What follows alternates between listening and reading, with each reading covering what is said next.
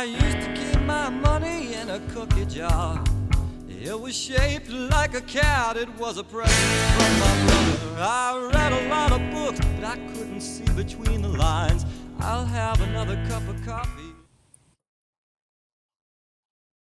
What if we just go live? I am talking to you. Okay. Wait a minute. Wait a Now minute. I am. Now we're both talking.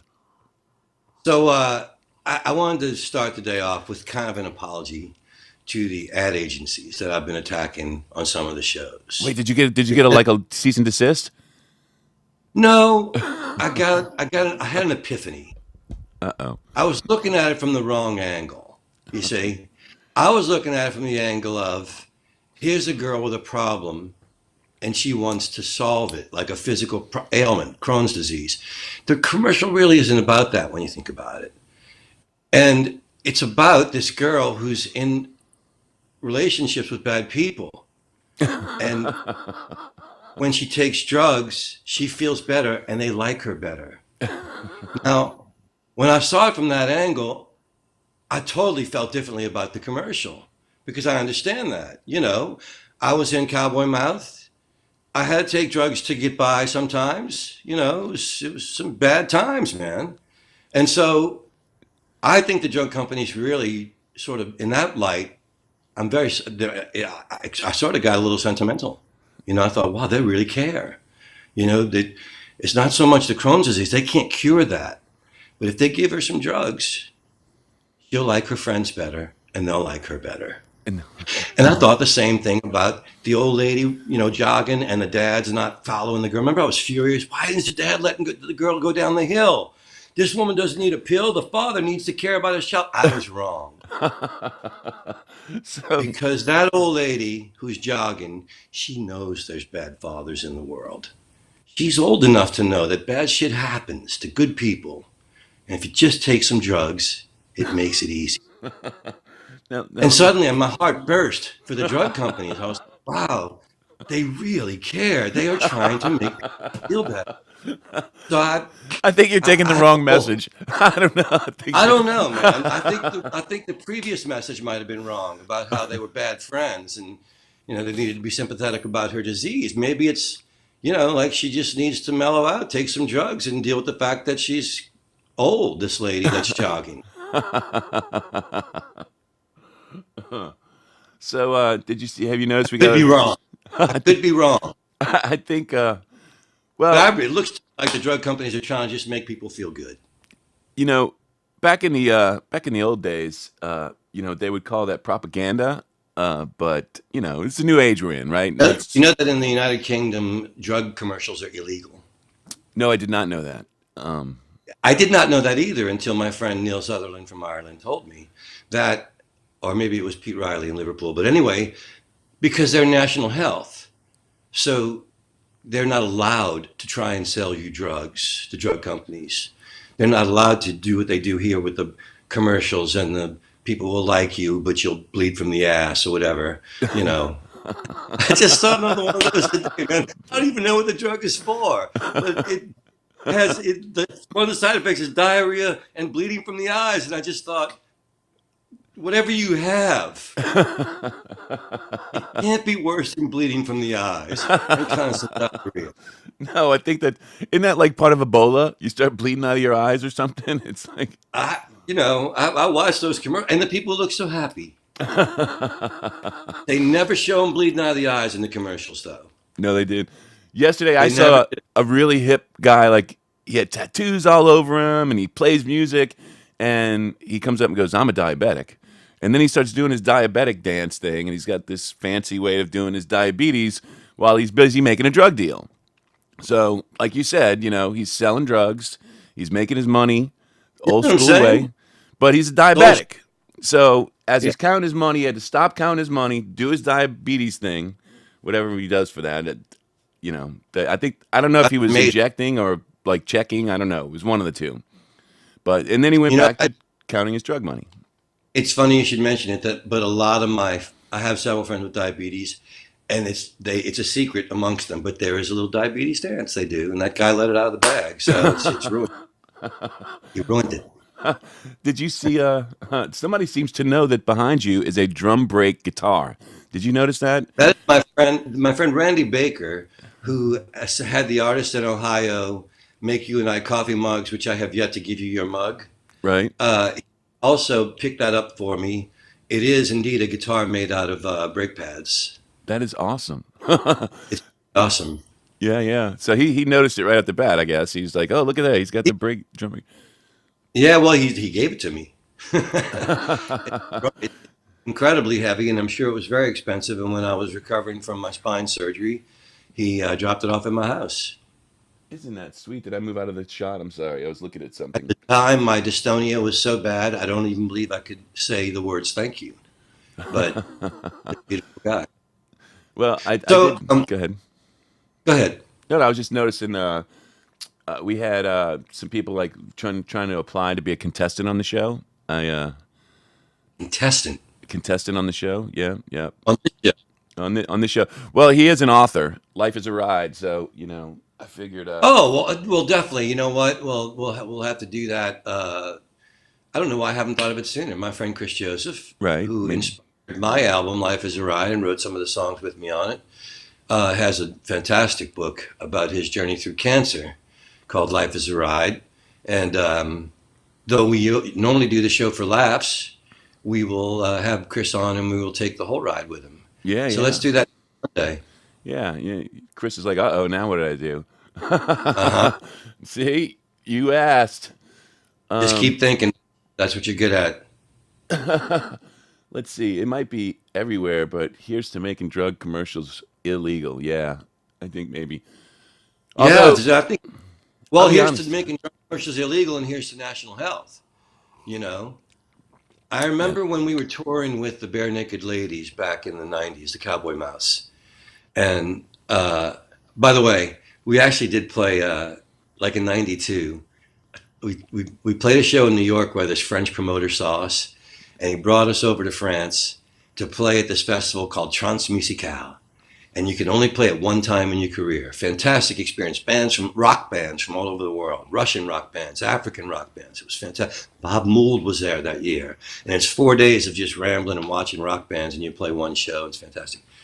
So they pick us up at the airport in Paris, and the French promoter comes up all excited, and he says, "Cowboy Mouse?" And I said, "Yes." And he goes, "You all want to see mice?" And I said, "No, I'm not all. That's not one of the mice." That's amazing. But anyway, I'm sorry. I digress. Well, so we were touring with Bare Naked Ladies, and like Ed, the lead singer, had just had a little baby, and I remember we asked him, like, I think it was Fred, asked him what's the greatest thing about being a new dad, and he said, knowing that I'm a Canadian, and even when I'm on the road, if something happens to my baby, the hospital's going to take care of her. And I just thought, what a peace of mind. What a Right. wonderful thing. We're the richest, wealthiest, most educated country in the world in our minds. And we don't take care of our own. We don't have national health care. There's 30,000 homeless people on the streets of Los Angeles, where the richest people in America who are famous, and most of them famous for having big hearts, live. And I just imagine, like, let's just say 6 power couples get together. That's a couple of $3 billion worth of resources. There should never be another homeless person or person with mental problems on the streets if there are billionaires in your town. It's America been very, very good to you if you're a billionaire. yes, Give it a little has. something back. Because the homeless people, people have money. Oh, they're just poor. They just don't care. They're lazy. A lot of it's, when Reagan emptied the mental health system, and they live on the streets now. It's funny So because I don't know where we got this far down the rabbit hole, because we yeah, we normally did go don't get. pretty far. But just real quick before we move on from there were movies like Awakening and One Flew Over the Cuckoo's Nest and even Patch Adams. It was like, oh, there was a time where you could go check yourself into like a mental health place if you were having some issues and kind of get your head straight back on and then maybe get some medicine or something and move on. Yeah, But right. They those cared about days, it. yeah, they ain't have nothing like that the whole time I was alive. That's No, long gone. yeah. I was gone before I was even, you know. By the time I was 3 years old, that shit was gone. Oh yeah. Well, how old are you in the Reagan years? Well, that's true. I mean, I was in sixth grade in the Reagan years. We talked about it the other Yeah. day. I was in sixth grade when Reagan got it That's when the elected. mental health system in America got dismantled. Right. And speaking of mental health, I went to go see my family yesterday. Uh, my sister Sandy, my oldest sister, her son Lee and his wife Gretchen were celebrating the graduation of their son Trent. So it's my nephew and my great nephew. And so I have 29, I think. One of my brothers and sisters is probably going to correct me and say there's more. 29 nieces and nephews, and something like 33 and counting on the great nieces and nephews. Wow. So they live in Slidell, and he's in music. He was in high school band, and he's going to LSU to study music and theater. Beautiful young fella, and I went my nephew was so nice to me, and his friends were like genuinely excited that the guy that used to be in Cowboy Mouth was there. It was all so sweet. And his father, my nephew, said, "Would you mind talking to my son for a few minutes?" And we both realized that I'd never even met the boy. Wow. He's my great nephew who's graduating high school, and I'd never met him. So I went over and tapped him on the shoulder. I said, "Hi, I'm Paul." And he kind of looked down, he smiled, he goes, "Yeah, when you walked away, me and my friend Googled you."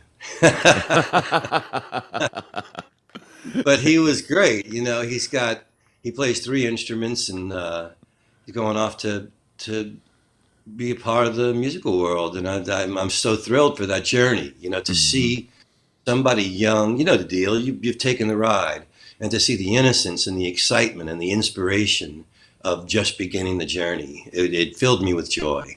Right. It was a day, and spending most of my life on the road, I haven't always been the most diligent family member. Right. But I sat with my brothers and sisters, and my oldest brother, who was sort of my inspiration to be a writer, because he kind of taught me how to write when I was a kid.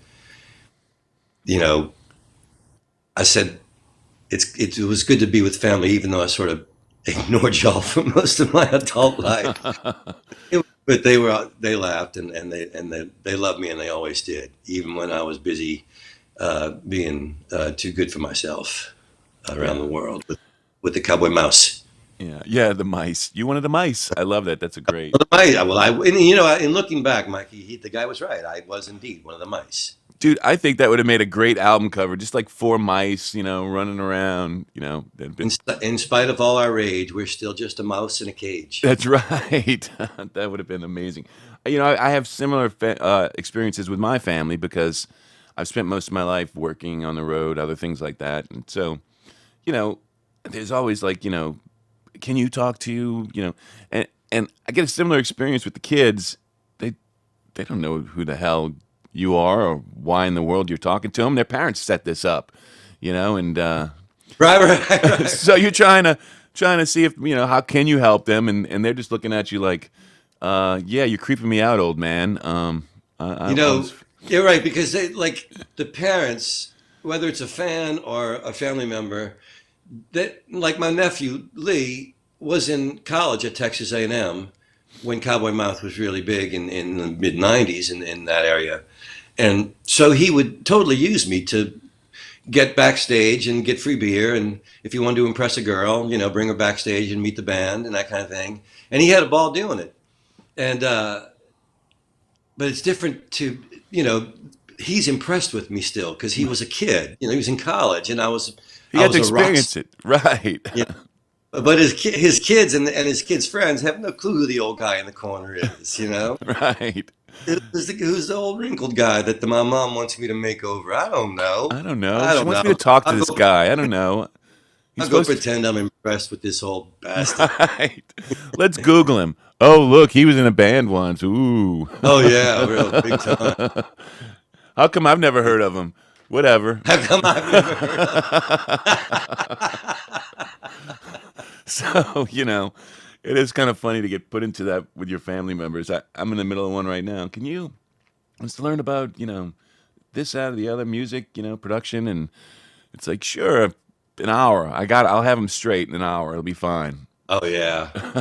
Well, you know what? I used to get that a lot more. Now that I'm, older and not nearly as much in the spotlight, people don't ask me for advice so much. But I remember a young jazz singer, that my friend Kimball asked me to meet, and she's like, I met for coffee. I said, "What do you want to know?" She said, "Well, I'm in Xavier College for Business, and I'm ready to drop out and go music full time. And Kimball just wanted me to ask your advice." And I said, "Well, what do your parents think?" And she rolls her eyes. She goes, "Well, they, want me to get my degree. They don't want me to drop out." And I was like, "But you love music." And she goes, "Oh yeah, that's all I want to do." I said, "All right, well, here's a great way not to break your heart. Find something that you love, but not as much as you love music. Start a business with that. Try and make that your income stream, and then really pursue the gigs you love. The gigs are going to make you feel fulfilled." And it's, many years later now, a few years later now, and she's got a sports clothing line, and she's a successful jazz singer, and and a businesswoman, and a powerful free spirit who used her business degree to create the freedom to be an artist. Right. So I think that's awesome. I wasn't that smart. My brother George, who's the actor, was talking yesterday about how he was so into college when he got there that he just broke the rules and took more hours than you could take, and he was taking 21 hours a semester and all this craziness. And finally, when it was time to graduate, the dean came to him and said, "You can have your choice of 3 degrees because that's how many credits you've earned." Right. With me, I said, "Well, I use college basically as a place to sleep after gigs." Right. By my second year at UNO, my best friends would see me coming in the Union Center, and they would hide behind poles because they knew I was headed for the pinball machine.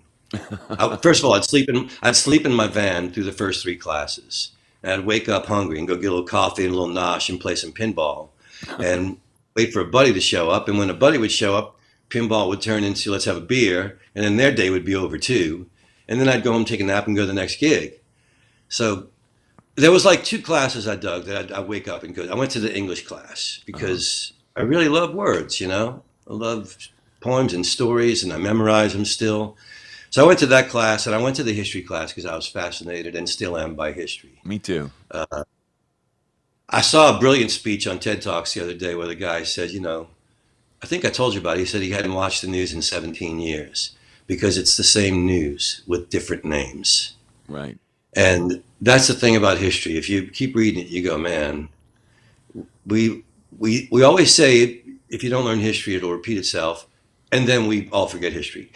Well, but not only that, I think it's just bound to repeat itself, whether you know it or not. Because the thing is not enough people are going to know it for it to make, for it to really work plus out. The symbolic battle of good and evil that's portrayed in movies, that is a very real thing in the Christian faith, in many spiritual faiths, the battle for good and evil in a man's psyche, in a human psyche, it exists, and it's existed since the dawn of time. And so, yes, history is going to repeat itself. And the question that you need to ask as you get educated is, which side do I want to look back and say that was part of my history? Do I want to be the guy that beats up people because of the color of their skin? Or do I want to be the guy that goes, hey, man, that's not cool? Right. I was the same way. I figured out. With the massive amount of violence against black people in the last 2 weeks, I know that if I'd been born black in this country, I'd have been a revolutionary. I couldn't take it. I'm pissed With off your as a mouth, white- you'd have been dead a long time ago. That's Oh, all. yeah, most certainly. But Yeah. I would have gone underground in the 60s, at like 12 and started to find a way to get back at the man. Right. Right. Yeah. It's pushing to new levels of crazy. I saw an old friend of mine the other day who was a retired FBI agent. A dear friend who's followed Cowboy Mouth since our earliest days. He was stationed in New Orleans, and he saw us in Nantucket. He's been all over. And I told him that I always wondered if, I said, I love you as a friend, and I know you love me as a friend, but I always wondered if you got assigned to me as Cowboy Mouth was getting famous. Because that son of a bitch is a loudmouth. Somebody go pretend to be his friend and find out if he's a real pain in the ass or just a loud. But really, I'm just a loudmouth. Yeah, pretty much. But you learned a few things along the way. With enough wild turkey, I'm an actual pain in the ass. I think anybody with enough wild turkey's an actual pain in the ass. I was really an exceptional pain in the ass on wild turkey. I did things to this day that are just, things that the stupidest friends you have do. Right. Yeah. And you're still mortified thinking about them. You're like, yeah. Oh, just like at 60, just lucky to be alive, Right. I remember I was working on movies when I was a kid, and I played a rap party at this place on Bourbon Street. I think it was called the 911 Club. And it was on the second floor. And we had the room to ourselves. And by then, the crew had gotten word that I had a weakness for wild turkey, and people were feeding them to me. And at some point, the chant arose for me to get on stage and jam with the band we had hired for the evening. So I led the band through an impromptu blues number wherein I made up lyrics about the long-haired blonde Australian gaffer, headlighting guy who was a really handsome dude and was having an affair with 4 different girls on the set. And the verses were about each girl that he was having an affair with. And the place was mortified. The girls were furious. And the guy stood in the middle of the room with his arms folded, smiling and laughing his ass off. It was a rap party, he didn't give a fuck. He was Right, sleeping. it's over, right? So I turn around, I've made this grand ass of myself, and I go with my guitar to leave. I know I'm too drunk to stay. And I stop at the door to do the big wave. And when I throw my guitar in the air to wave, the weight of it falls behind me. And I tumble head over heels down the stair with my guitar in my hand, so drunk that I don't get hurt because my body's like that limber and liquid. And I land on my guitar in my hand, and the people have run to the top of the stairs and they're looking down like, "You okay?" I'm like, "Yep, going home." And then I drove my 1974 Impala and this is in 1989, with the two-tone blue and white opera windows, drove it home down Esplanade, pulled up in front of my house, and the first thought I had when I turned the car off was, I wonder if I hit anyone on the way home. Which is a terrible, terrible thing to think when you get home. And then because God needed to see me do it after that thought, I opened the door, the fresh air hit me, I fell to my knees and threw my guts up on my own front lawn. Well, obviously I went you needed inside and I fell into bed for 3 days. I had alcohol poisoning. I was supposed to be in Los Angeles the next morning on a flight with everybody that I just humiliated. Thank God I couldn't make it. They thought I was such a charming idiot that they said, fly out in 2 days and we'll take you. You still have the job. So I went out 2 days later. That was the job I faked. I said, I know LA. And my friend Laura Castor had just moved out there, and she let me and my friend Dickie sleep on the floor in the spare bedroom. And, I picked up the lead actor at his home in Laurel Canyon, and they were in Griffith Park, and I didn't know anything, man. Back then there was this like fat book called the Thompson book or the Thompson Guide, and you had to read this thing, and there were sections, and I can't read a regular map, let a whole book of maps. Like I get lost going around the freaking block, and so I pick up this actor, and I'm trying to fake it, like I know LA, so I don't want the actor to report back I didn't know what I was doing. So with the one place I see to get to Griffith Park from his place is this place called Laurel Canyon Road, which takes us about an hour and a half longer than it should have because it's winding through the mountains. Right. And had I gone down from his place to the main drag, whatever it is, I'd have been there in a half hour.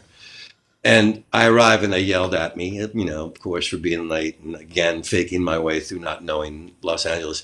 And the actor actually defended me. He said it was a rather scenic drive and he hadn't taken it in quite a while. He was glad to have. So nice. Yeah, luckily you got bailed out. I got bailed out by that was the story. I think I've told you some of the stories about that, but it was a British made-for-TV movie, and we'll have to devote a whole show to it one day because the stories are just one of the greatest bizarre experiences of my life. I'll just give you the outline, and then somewhere down the road we'll devote a show to it because it's worth it. Just you'll trust me. It was called Beyond the Groove. It's where I met some of my best friends in the world, Alan Breton being one of them. And it was a made-for-television British movie about a dwarf banker who comes out of his house in America, and he finds a 66 Cadillac convertible in his driveway, magically appears there, and he gets in, and he drives around the country on a magical mystery tour of great American talent. And the smaller feller, he was one of the most talented people I ever met. He was a great actor. He'd been in Time Bandits. He'd had his own TV show on NBC called The Wizard. And as the shoot went along, I found out that he was an incredible jazz pianist, jazz piano player. The guy was for real. The director was a rock guitarist who was a friend of the guitar player from the Eurythmics, Dave Stewart. He was the original guitar player in the Eurythmics before they were famous. And so Dave Stewart was trying to like pay him back and give him a new career as a director. But it was his first film. And he was acting more like a rock star than he was a director. I understand that he got better and did some decent stuff later. Uh-huh. But it was a clash of egos and wills that will be with me in my heart and give me laughter and joy for the rest of my life. It was the strangest fucking experiences I ever went through, and we'll talk about it sometime. So I remember you did tell the one story about La Jolla, and you're like, I'm looking for La Jolla, but there's this La Jolla thing. As soon as I get off La Jolla, I'll get onto La Jolla. Yeah. I gave myself away with that one right there. Yeah, that was one of those ones that you. I think House of Blues was on La Jolla, wasn't it? When it was there. No, the House of Blues was on Sunset. Sunset, because we used to stay at the Sunset Hyatt across the street and just walk across the street to the gig. It was stupidly fun times. Yeah, that place actually was kind of fun, believe it or not. That was yeah. The club itself was very professional. Although I have to say, like, playing in LA was a trip because, like, I had a lot of friends from New Orleans that were living there, and so it was, in our minds, it was a reunion. Like, we're going to party after the show, right? Like, and we always scheduled it for the end of the week. So we would get there and we'd be, 11 o'clock getting ready to go on or whatever it was. And you'd go, so after the show, we're going to have a drink, right? And my friends would all be like, oh, no, I'll probably stop drinking at 11:30. Right. What? What are you talking about? We're not going to like party after? No, man, I got to drive. And, they're really tough here. And I'll probably have and this might be my last drink, really, before y'all go on. Why are you here? Right. Not to mention they're like, oh, everything closes at 1:30. I mean, oh, yeah. They in start fact, I serving have at my 1:30. friend, Jill Alleman, right? Mm-hmm. She's out there, and she had been working for Cowboy Mouse Manager, and so we were out there, and she's working for Warner Brothers, and she's having a ball. And she's an executive, and so she's going to pick us up and bring us to see a band, right? And there's 2 New Orleans bands in town. So we go and see the first band. And I'm like, that was great, man. You want to go see the other one? And she looks at me and she raises an eyebrow and she goes, no, that's not how we work in LA. This isn't New Orleans. Everything isn't 10 minutes away. She's like, driving to that club will be a 45-minute trip. That'll be just about closing time. We'll pay cover to get kicked out. No, we're going home. Yeah, right. That's the other thing. I do remember the first time I drove into LA, I was with Dash, and I think, we hit LA, and I'm thinking, oh, this is great. We'll be at the hotel soon. It was 2 hours before we actually got to the hotel, and we were in LA that whole fucking time. And you're just like, wow. I was lucky because we were in tour buses by the time we got out there. Right. It's much easier to sit in traffic in a tour bus because you really don't care. Right. Just watching a movie or playing video or playing your guitar, whatever it is you're doing. Traffic's the driver's We came in the middle of problem. the night. That was 2 hours without traffic. I mean, it's just fucking big, It's like, it's crazy. Amazingly big city. When you fly into LA, the sprawl of it, Right. it's just overwhelming, man. Like New York's got a lot of people, but it's that island, it's And they're all contained. stacked up on top of each other. So, it's a whole different LA. It's like they took New York and squished it down and like made it. It goes on forever, man. When you're It's crazy. flying in, it's just like, wow, that's a lot of freaking people. It's And then crazy. you come home to New Orleans, and New Orleans is like one neighborhood in New York. It's like picked up a neighborhood out of New York and dropped it down here. It's going to call you a city. You'll have Irish, Italian, African Americans, German people. It'll be just like New York, just this one little place. Yeah, when you can get from tip to tip of a town in 30 minutes, like Nashville's the same way. Nashville's like a tiny little, and that's what I kind of liked about it. Atlanta's bad. You go to Well, Atlanta. Nashville's got traffic, man. Atlanta's gotten big, though. It's You huge. lived on the outskirts of Nashville. That's true. Inside Nashville has traffic. Oh, it does have. What's because you got like three interstates all merging into one, so Yeah, that's why that, man, yeah, it's tough. it can be a Not little as bit bad of a as pain. Atlanta. No, But it's so Atlanta's small, is my point. Like you can get from one side of Nashville because there's a loop that goes around the whole city, and if you there's know a what you're little bit doing, that won't help you. There's no time you can go through Atlanta where you won't hit traffic. oh no, Atlanta's forget it. But Atlanta, like I First said, of is all, huge. the first time I ever drove through Atlanta, I think was like 1983 on my first trip to New York. And there was construction. And there was construction for the next 40 years of my life every time you drove to Atlanta. And the traffic, the more highway they built, the worse the traffic got. Isn't it crazy? It There's was like 8 lanes in certain places. I'm like, what the 8 lanes and hell? it's still at a standstill. It's one of the craziest things. And you can't trick Atlanta. You know, you can trick LA. Like you show up at about 3 in the morning in LA, you can make it somewhere in decent time. You can't trick Atlanta. Atlanta is so ready for you, man. Try. Yeah, Try sneaking through at 2 in the morning. Concert just let out. You're screwed. Something's going to go wrong. right. Late night construction, you're screwed. Tough town. And as pointed out in this movie I was watching last night, it's a landlocked town. It's true. Never really thought about that, huh? I could never live in a landlocked town. When we first started touring in the Cowboy Mouse, I'm going to just call it that from now From on. now on, I think so. Cowboy Mouse. I like it. Are you one of the Well, we'll mice? change. We'll refer to it differently. We'll start off with a different story. Today it'll be Cowboy Mouse. Tomorrow it'll be something else. But I like it for today. I would love to see you characterize. If anybody out there can draw, let's characterize him as a mouse, Paul Sanchez mouse. Oh, Just you saying, just take any Cowboy Mouse days, and there I am, Paul they, Sanchez Mouse. mouse, yes, yes. But it'd be cool. Have you with your little shirt and a little mechanic thing, the glasses, and the little mouse. That'd be great. Anyway, you were saying Cowboy And Mouse. mouse kits don't count. You can't No, just like no, it has to take be your cool. mouse.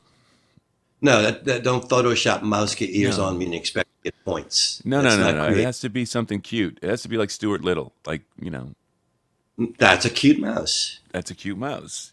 That's one hell of a pig. Or enough pig kind of thing. You and Luis and I are always talking about the superhero thing, but I saw this thing on Netflix this weekend. I can't remember the name of it, but it was about twin brothers. I'll have to look up the name of it or look it up on Netflix. It's like one of those top two things this week. It just got released in May. It's an award winner in Europe. At 18 years old, one of the twins brothers gets in a motorcycle accident. He wakes up in the hospital and he sees his twin sitting on his bed. And the first words he says are, Marcus. He recognizes his twin, but he doesn't recognize his mother and he doesn't know who he is and he knows nothing about his life. So they take him home. And as he says, I'm being driven by a stranger to where I don't know. Get taken to a big house. I'm told this is where you live. And his brother starts sort of providing him with photographs of their childhood and telling him what it was like. Well, it turns out that their mother and father were freaking horrific people. And his brother was creating an idyllic life for him so that he didn't have to feel the pain and the shame that he felt for what his parents had done to him. Oh wow. At 32, the mother dies, and the amnesiac, who still is the only thing he has in life, his brother's like his God. He believes he had to teach him, like literally his memory was so gone that when he came home from the hospital, he had the mind of a child. So he had to teach him, this is a table. These are utensils. This is a chair. This is how you sit. This is how you brush your teeth. So he taught him from, he was 18, but he taught him from childhood back to life. So he worshiped his brother, believed everything.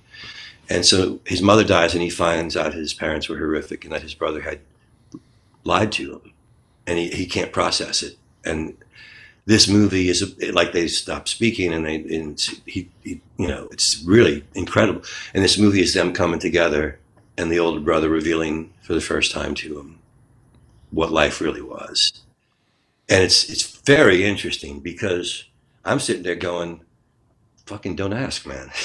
you know, you have an idyllic life. You have the life that everyone dreams of. You're Truman, you know. Right. Don't walk out of the shell. Stay on the show, man. Let your brother. And then on the other side of it is his brother, who at some point, because he so long fed this guy's fantasies, he just surrendered to them and just forgot the pain. Mm-hmm. And by living his fantasies through his brother's eyes, he could pretend it never happened to him. And so now, because his brother's angry with him for lying, he has to dredge it all up. It's really fascinating stuff because you're like, I sympathize with the guy who didn't want to tell. Right. I wouldn't want to live it, and I wouldn't want somebody I loved to know what happened to him. Right. You know, if I could help it, I'd be like, hate me if you want to. You don't want to know. You don't want to know. You know what's interesting about that? I mean, if you take it on a more of a macro scale, like just that whole idea. I mean, isn't that the thing of all teenagers these days? Or maybe not all, but a lot of them. Who, you know, the parents create this idyllic, you know, try to create this place for them most of the time, and they still got to leave. They still want to leave. I think all parents, right. Know, not all, but you know, I think my mother tried to for me. My mother had her failings, massive ones, but in her heart, she tried to do the best, you know, type of thing. I think every generation tries. It's just some people, in this case, like you got to watch this show. These people are just fucked up. I know, yeah. I mean, you go, wow. You know, there should be a driver's test for having kids, you know. Like, you got to take a driver's test every, 2-4 years? You don't ever have to take a parent test. You don't have to take a gun test, you know? You don't have to, like, you should have to be tested. Is this person intelligent and sensitive enough to bring children into the world? Oh, no, they want to have sex with them. You can't have kids. You're not on the list. You remember the movie Gone Baby Gone? Did you ever see that one? I know I always like do things. It's Ben Affleck's brother, Casey, is sort of a detective in this particular thing, a private detective. Yeah. There's a little girl who winds up getting kidnapped, and it turns out that it was Morgan Freeman, and then they'd actually kidnapped the girl because the mom was a terrible mom. So they wound up kidnapping the girl to give her a better life. And anyway, long story short, at the end of it, he's got to make a decision. Does he report this guy to the police, or does he, you know? Because if he reports him, then the girl has to go back to her mom, who doesn't watch her. And at the very end of the movie, he has to go over to the house, check on how things are going. And, of course, the mom's about to leave the 5-year-old kid on her own while she goes out on some date. So he volunteers to stay with her and babysit. And that's kind of how the movie ends. But he loses everything because his girlfriend's like, if you do this, I won't be able to forgive you for it. You know, I'll be mad at you, and I won't want to be, but I will be. And anyway. Well, speaking of being mad about Casey Affleck, have you seen his movie Ghosts? Is this new? Yes. I mean, maybe it's like a year old, 2 years old at most, but it was like a Sundance Award winner. It won Film Festival Awards. I don't even know what to tell you. This couple buys a house, and the wife is staring at the house across the way, which is supposed to be empty, and she sees ghosts, which, you know, we've seen that before in movies. These ghosts are sheets. They didn't go CGI on your ass. They put actors in the room, put sheets over them, and had them walk around like this, and they're ghosts. This is an award-winning movie with people in sheets. I don't know what to tell you. Was it supposed to be more figurative? I mean, is it being creative by using, you know, these representations? I think it's supposed to be symbolic, but they're supposed to be ghosts. Spend a little money, get a ghost, something. A sheet with a person. Right.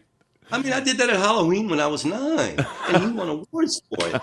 You know, I mean, what the? Why don't Uh, I make movies? I chose music where nobody ever makes money except for the right companies. I could have made movies. I could have put sheets over my head and made movies and called it Ghosts. Oh, scary ghosts. Sheets. What? well, you know what? We may have to use that actually now. Now that you've mentioned it and it's been used and they won awards, maybe we'll have to use it. Who knows? You won't be able to get away with it. What? You'll be like, I'm not using a damn sheet for a ghost. I'm sorry. I can't do it. I I don't know. guess, I don't know. It worked. yeah, it's figurative. Hey, did you notice we got the Netherlands watching on today? What time is it there, you think? Uh, I don't know. AJ. AJ, of course, AJ. Yeah. One of the big music fans anywhere in the world. He wants us, by the way, to turn this into podcasts, which I would have no idea how to do.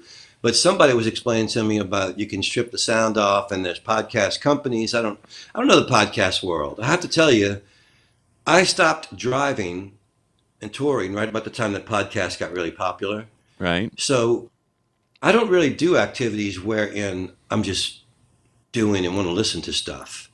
I'm usually visually engaged, reading a book or playing chess or music, and I haven't listened to many podcasts. I've listened to Jonathan's, who, by the way, Jonathan Pretis of the Breton Sound and formerly of Cowboy Mouse, will be joining us on Wednesday to talk about his podcast about the Beatles. Hey, maybe he Where can tell us how Jonathan, to do it. to do podcasts, man, I'm sure he can. Yeah. He and his wife, Julia, took on the monumental task of numerically ranking every Beatles song. Now, I like Jonathan very much. I think he's one of the most talented young men I ever worked with. He's a true Beatles fan and encyclopedic knowledge of pop music and how it's recorded. I could not disagree more vehemently with him on some of his selections. I have to tune out his podcast sometimes because I become enraged. I was a guest on his show. I'm going to be on his show, I think tomorrow. It's going to air. And during the course of the show, I became enraged. There was things I was like, we were reviewing Cry Baby Cry off of the White Album. And he mentioned something about, well, in a few weeks we'll be doing Honey Pie, Wild Honey Pie. I'm like, Wild Honey Pie is rated above both Cry Baby Cry and The Long and Winding Road. Oh no. Oh no, no, no, What am no. I doing sitting here? Why am I on this podcast? But it's not Wild Honey Pie is not really even a song. It's an idea that just Oh, it's not even a full the song. choices. The Long and Winding Road was like way down the list. And 200 places below Octopus's Garden. Oh, you all right, well, I'm sorry, Jonathan. If you're putting that you sound Jonathan, I mean this sounds like commercial nonsense to me. Like I have him on Wednesday, so yeah. we're going to bring it to him. Yeah, we're gonna have to give All it to right. him because I know the But he Beatles pretty defends. damn well too. I know, I felt the same way. He's got legitimate defenses, and he does cite his age. Like he said to me in a message, in 20 years, I have a feeling I'm going to feel about the Long and Winding Road like you do, meaning like when he's my age. And I said, I think you will, but in my mind I thought, what is wrong with you that you don't feel that way now? Well, part of me wonders if he only heard the original version with all the strings. It sounds like a Disney song, No, and maybe he knows the naked version. right. I think that he grew up with the press on it. With the press on it was ugly. It was saying it was Yes. schmaltzy, blah, blah. But when you hear the song, it's a beautiful song. And at a time when his friendships were falling apart, he's singing about the long and winding road. I'd still love that song. Whatever. I agree. But we're going to talk to It's Jonathan, well written. and we'll Yes. give him a chance to defend his sometimes insane choices. Well, the other thing too, I mean, the hardest part I would have with sort of ranking them is they drove different musical styles as time progressed. I mean, they really did dip their toes in a lot of different things, Oh so it's hard yeah. to without having personal preferences, it's hard to there's no way to rank any of this stuff any legitimate way. I mean, it's just they're all so different. It's always weird for me. Like I was a judge for a trombone Shorty songwriting contest, and I love listening to young people's songs. I really do. They're so beautiful, and they're so fresh, and they need very little direction usually. It's sometimes it's structure, sometimes it's to remind them that hooks need to be repeated, sometimes it's helping them find the lyrics within inside themselves. But I gave them all high marks. I thought, first of all, you're in high school and you had the temerity to set up your demo and send it in. So good, you're brave, and that's the artist determination you need to be a songwriter. Secondly, they were all beautiful works in very different ways, and they all came from their hearts. Some of them needed polishing in different ways, but at me as a songwriter, I see the beauty in the song, you know. And if somebody asks me, I'm glad to show them how I think it could be made come more into focus and have more clarity. But I like them all, you know. I mean, I love when somebody writes a song. They say, "What do you think?" And when I was young, living in New York, I had my friend Roger Manning, who to me was one of the greatest lyricists I ever knew. Still to this day, he's a brilliant, brilliant lyricist. I loved his songs; they inspired me to be better. So we used to hang out. He had this place on Broome Street, a one-room place with a kitchen. And Broome Street's right in the village, you know, and it's great hang. And we'd play songs, you know, and he'd play me something new and I'd play him something new. Whenever he'd play something new, I go, wow, man, that's another great one. You did it again. It's brilliant lyrics, blah, blah, blah. I'd play him something new. He'd go, cool, let me play you this one. And so after a couple of, weeks of doing that, I go, hey, man, whenever we get together, you play me your songs and I'll tell you how much I like them and how good they are and stuff. And you didn't really say much about mine. And he looked at me and he was really curious. He goes, you really need me to tell you I like your songs? And I thought, that's the greatest lesson you could learn. Mm. No. And I went, no, I don't. I need to like them. Right. And he goes, that's right. That was what he's trying to teach me. Doesn't matter what I think or anybody else thinks. You have to like them.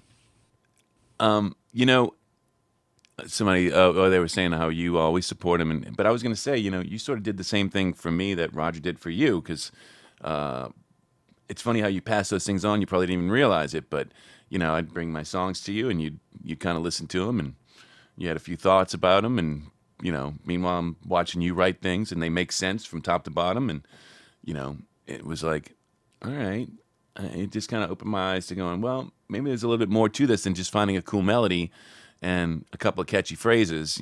Maybe there's more to this thing.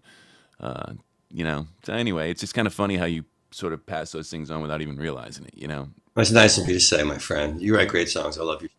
I didn't always. I do remember a few of them, the early ones, where you were like, it's got a nice melody, but really? I mean, what are you talking about here? Are you talking about roller skating, Mike? Are you talking about roller skating? Because I'm not sure. It seems like you're talking about roller skating. And I'm like, no, I'm not talking about roller skating at all. In fact, I don't know what I'm talking about. He goes, you were like, well, maybe you should talk about, it sounds like you're talking about roller skating. And I'm like, oh. Well, I do actually believe, like, it's got to sound like you're talking to a friend. That's what a good lyric should be. Whoever you are, there's no specific style to lyric. It should sound like you. Like when Shamar wrote one of his first rock songs, it was called Real Bad Habit, a song I still think is really catchy and great. And he played it for me the first time. He said, what you think, Uncle Paul? I said, I'm really happy for you, found somebody you love and you're getting married. I mean, when's the wedding? And he goes, what you talking about, Uncle Paul? I said, well, those lyrics, man, that was all like hearts and flowers and moon and June and you're in love. And I've never heard you talk about anybody like that. He goes, Uncle Paul, I ain't getting married. I said, I know. And if you were having a talk with your friends about girls and you use the stuff in this word, they'd laugh you out of the room. I've heard you talk to your friends. That's not how you'll talk about girls. And he started laughing. I said, look, man, if it's going to ring like bullshit to your friends, then it's not your lyrics. The lyrics have to sound like a conversation with your buddies. So he came back, and one of the great lines in the song, he said, what you think now? He says, one line is, but when we get our swerve on, it's all right. And I'm like, now you sound like Shamar, Right. That's lyric. Right. And you're getting the idea across now, and not only that, I didn't like write you said, a point of view. You wrote it. No, I get it. What I'm saying is, it's from him, but suddenly his point of view actually is coming. Suddenly you go, you're having a conversation with Shamar. Right. Shamar's talking to you, directly to you. He's using the same words he would use if he was talking to you. And so you listen. You go, he's funny, and I'm going to listen to what he has to say. and he's just gotten better at it. I think he is one of the better rock songwriters of his generation. I would love to hear, you know, Trombone Shorty cover one of Shamar's songs, just because I think Shorty's got the following, he's got the management, and his charisma is wonderful.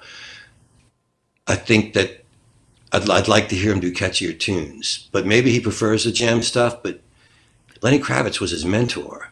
Lenny taught him how to dress and how to act and how to be a rock star. And I always wonder why Lenny didn't teach him how to write a catchy 3.5-minute song. Right, because Lenny wrote a lot of catchy songs. Right, and he taught him everything else.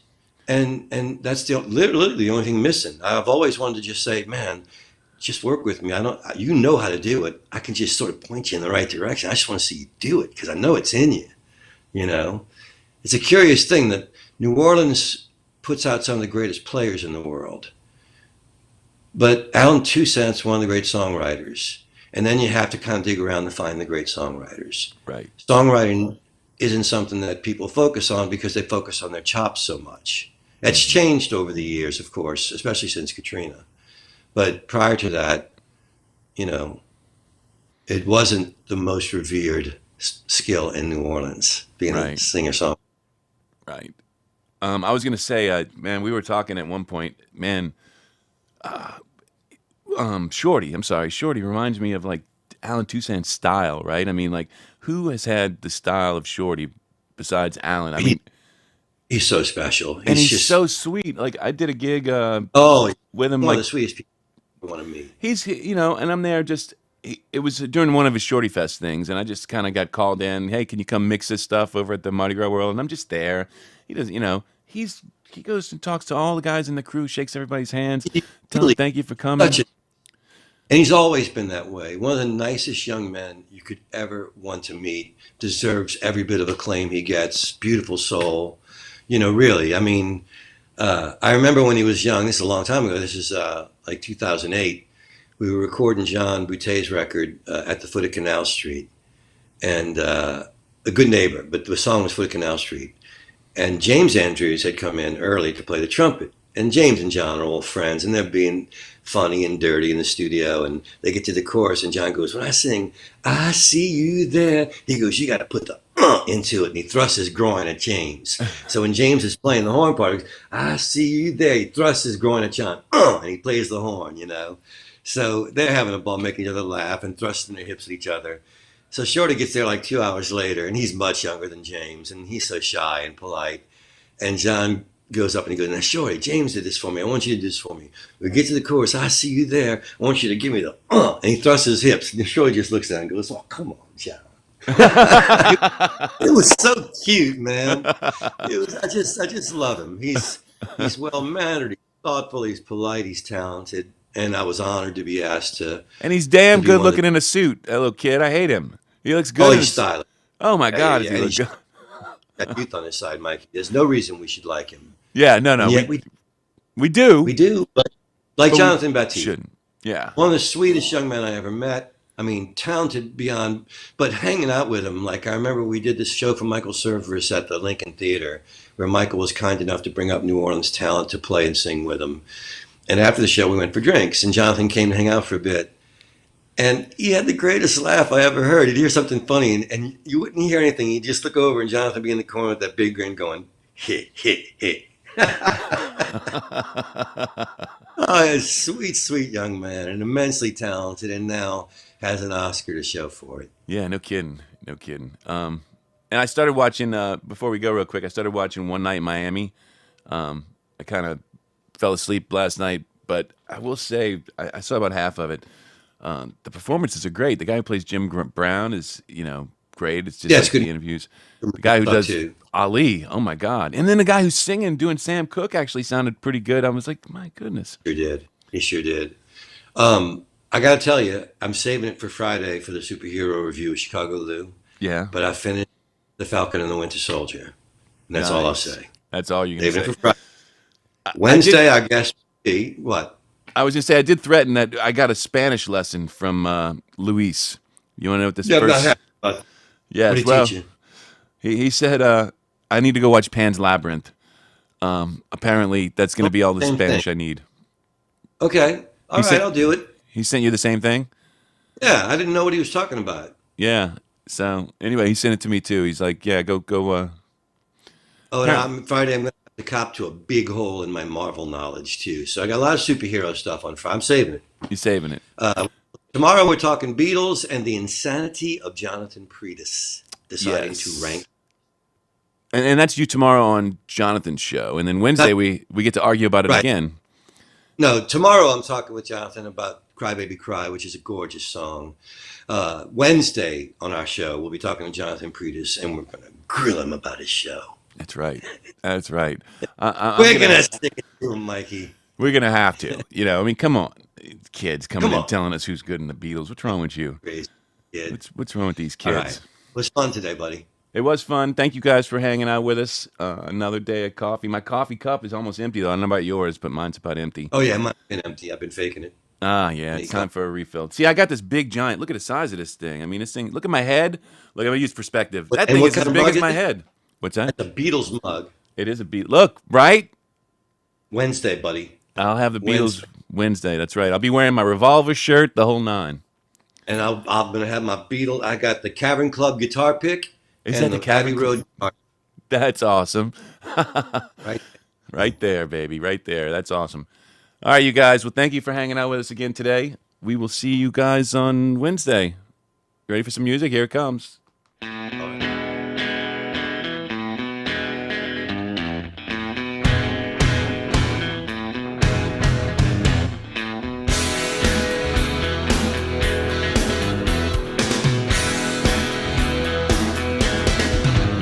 Well, I used to keep my money in a cookie jar. It was shaped like a cat, it was a present from my brother. I read a lot of books, but I couldn't see between the lines. I'll have another cup of coffee if you don't mind.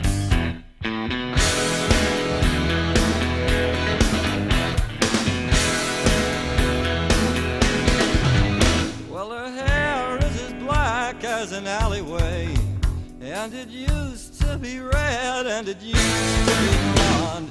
Truth is, her hair changes color all the time. I'll have another cup of coffee if you don't mind. I'll have another cup of coffee if you don't mind.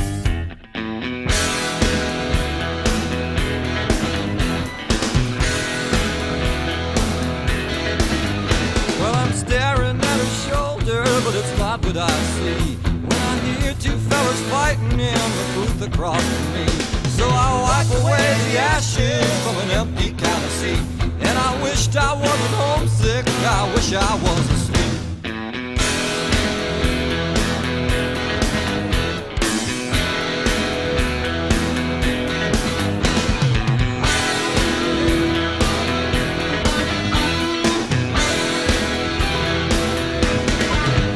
Well, I hold her like a blanket up against my chin, and I need her like I need another pack of chewing gum. Well, we used to be like that, but now we're like this all the time. I'll have another cup of coffee if you don't mind.